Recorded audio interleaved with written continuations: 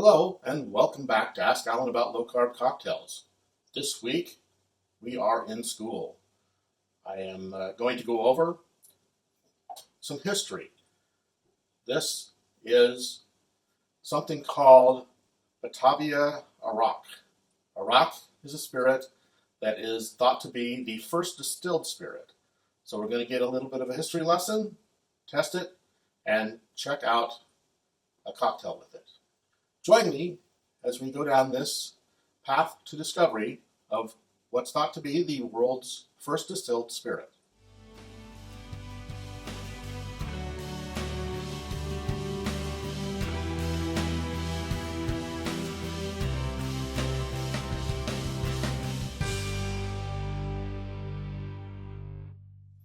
Welcome back to Ask Alan About Low Carb Cocktails. Today we are going to do something a little bit different. We are going to look at the world's oldest spirit, Arrack. And the specific version of it is the Batavia-Arrack van Oosten. I have no idea if I pronounced that right, but that's what I found in a store here in Cedar Rapids. The store's name is Ben's Beverage Depot. It's a great place to check things out. They have a lot of good and unique things there that you don't see in most other stores. And they had this on the shelf in the rum section, and it's not actually a rum. It is a rum-like spirit, but it is something that came before rum. Evidently, Arrack is something that was made at least 100 years before actual rums were made. So it might be considered one of the first rum that was ever made. But this particular version has a unique flavor because what they use is it's the island of Java, and they grow red rice there, and they malt the red rice and put it into to discs or cakes, and then they put that into the molasses or sugar cane, whichever is used when they make the spirit. And that was something that when I did the research, in one place it told me molasses, and another place it said it was cane sugar. But that may be a difference between what it was, how it was made in the past and how it's made now. I'm not sure. I think this is made with cane sugar, but not absolutely sure. But it does come from the Indies, specifically the Dutch East India Trading Company. And it is the island of Java, where they distill this. So it gets a very unique taste because of the red rice that's been malted and then placed into the molasses or sugar cane, which starts the fermentation process, and then they distill it in a pot still. So I've not tried this, but that is what I will do now, and we'll do a little tasting and review, and then we'll make a cocktail. So, I should have opened this before we started. See if that opens easily. Oh, it opens pretty easy. It's a nice screw top, so this is not a very expensive bottle. It's mid-30s, I believe, and that's with the additional cost of being in Iowa, because Iowa, everything has to go through the Iowa alcohol beverage division, or whatever, ABD, I think, and there's costs tacked on, but that's not too bad of a price, especially if it's something that's enjoyable. Don't know whether it's something you drink on its own, but historically this was used in a lot of punches. It may be the type of rum or rum adjacent that was used back in the colonial days for the punches that they used a lot back then. But it's also now used in a lot of tiki drinks, according to the research that I did. And I do have maybe 9 different recipes that I found that I want to try over time to see how those all taste. But we will be doing one of those today. So on the nose, I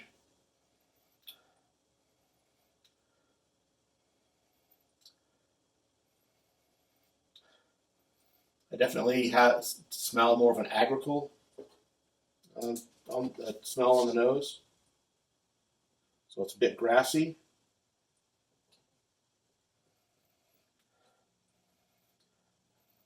I'm not sure if it's from suggestion or I'm actually smelling this, but I do think I smell a little bit of rice.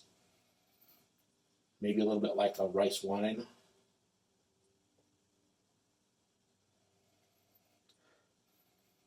Very different than other agricultural rums. It's not as strong of a smell, but it does smell very unique. See what it tastes like.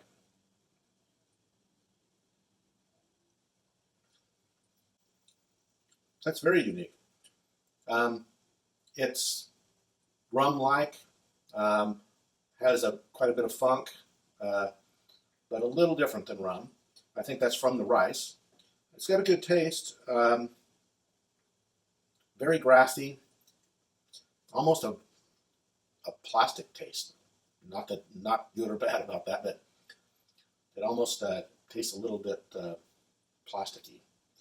But I do see, looks like it's got a little bit of a red tint, probably from the red rice. So that's quite unique. Let me now do a cocktail and see what it tastes like in this cocktail that is called a Hemingway in Europe.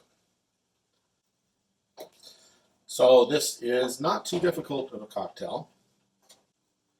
It has, and we'll use what was in here to start us off,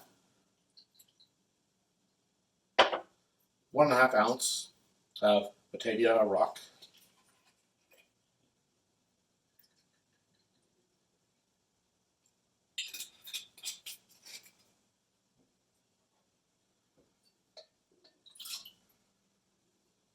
quarter ounce of maraschino liqueur. Luxardo is the standard for that, but if you don't have this, you could maybe use, it'd be kind of a sweet taste, but you could use the juice out of, or the liquids out of maraschino cherries. It would be very different. It would be a lot sweeter, but it would kind of have that a little bit of the same taste. So if you can get a hold of some Luxardo, there's a lot of cocktails that use that. It does have a little bit of sugar, but you use only a small amount because it's got a very, very pervasive taste. So you don't want to have too much of that. So I bought this bottle a while ago, and it'll probably last me for years and years and years. It's already been a number of years. The next thing is grapefruit syrup. Now, I did not make grapefruit syrup. I had bought a bottle of grapefruit juice, and what I was going to do, grapefruit syrup would be about half grapefruit juice and half sugar. Don't want to use sugar, you use Splenda. So I'm just going to use the 3/4 ounce grapefruit juice and a packet, which is a packet and a half would be a tablespoon. But for a 3/4 ounce of this, that would be a little over a tablespoon. So it wouldn't be quite as sweet to do 1 packet. 2 packets might work, but I don't want to over sweeten it. So we'll do just 1 packet of Splenda. And if you want to make the grapefruit syrup, I'll leave that recipe in the description. And 3/4 ounce of juice.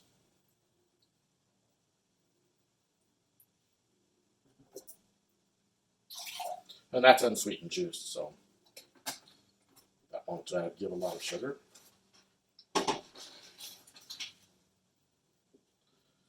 And lime juice. 3/4 ounce of lime juice.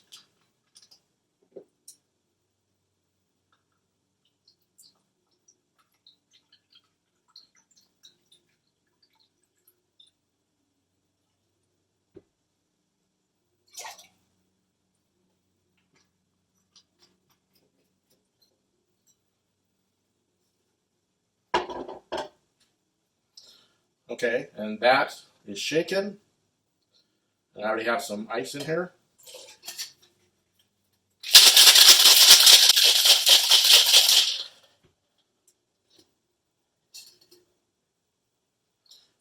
And put that into a coupe glass, and this is the closest I have to a coupe glass. And garnished with a sprig of thyme and grapefruit peel if you have it, but I did not use fresh squeezed grapefruit, so I don't have the peel to use for that.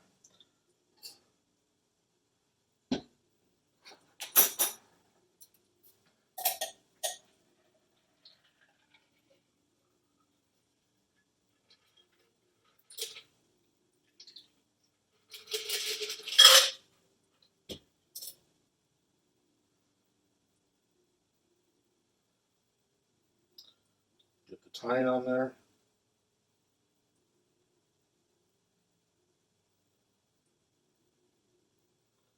And that is Hemingway in Europe.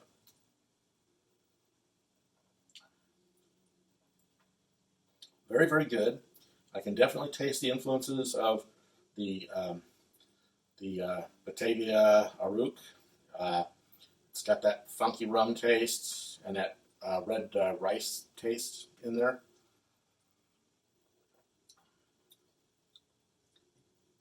And you can definitely taste a lot of the funk. The Luxardo amps that up a little bit. So it's pretty good, especially if you like more tiki-ish, rum funk type of cocktails. This is one that I think you'd really enjoy. So try to get a bottle of this. If you can't find a bottle of this, you might just use an agricole. It's going to taste different, but that would be something might be a little closer. But otherwise, if you're going to just use a white rum instead, I would not use Bacardi. I would use Don Q, because Don Q does have a little bit of funk in there in its taste, and it's a very, very inexpensive rum. But this, if you can find this was not very expensive itself. So it's definitely something to have on your shelf and something to use in some, especially more punch type or tiki drinks. I think that you'll enjoy this. So see if you can find that. If you're here in Cedar Rapids, go down to Ben's Beverage Depot, and they have it on their shelf. I don't know if they're going to always have it there. Sometimes they get stuff in and then they only have it once, but definitely go check them out if you're in the Cedar Rapids area. Otherwise, it should be available in other areas. But you can try this drink as well. It's pretty good. And I will be making other drinks in the next 2 episodes with this spirit. So come back and join me, and make sure that you remember to like and subscribe and share this channel. That helps me with getting the number of viewers up, so that hopefully I can get to a point where the channel will be promoted.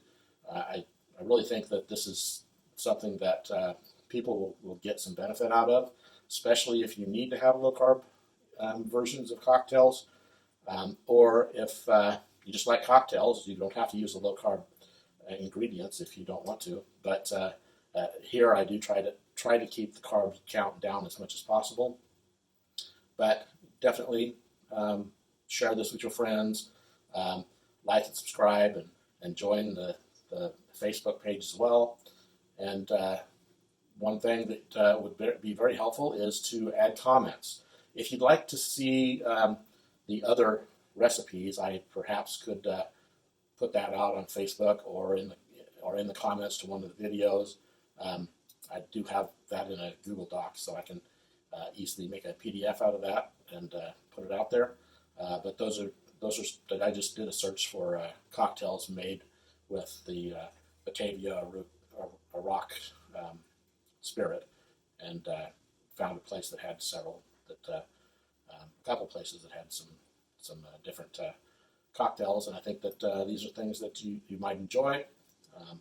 So please take a look at the other videos that will be coming up over the next couple of weeks, and comment to let me know if you'd like to have a copy of those other cocktails. Thank you, and that'll be it for this episode. And join with me in the next 2 weeks as we go over a couple other cocktails with this spirit, which is probably the first distilled spirit that was made anywhere in the world. Thanks, and see you next time.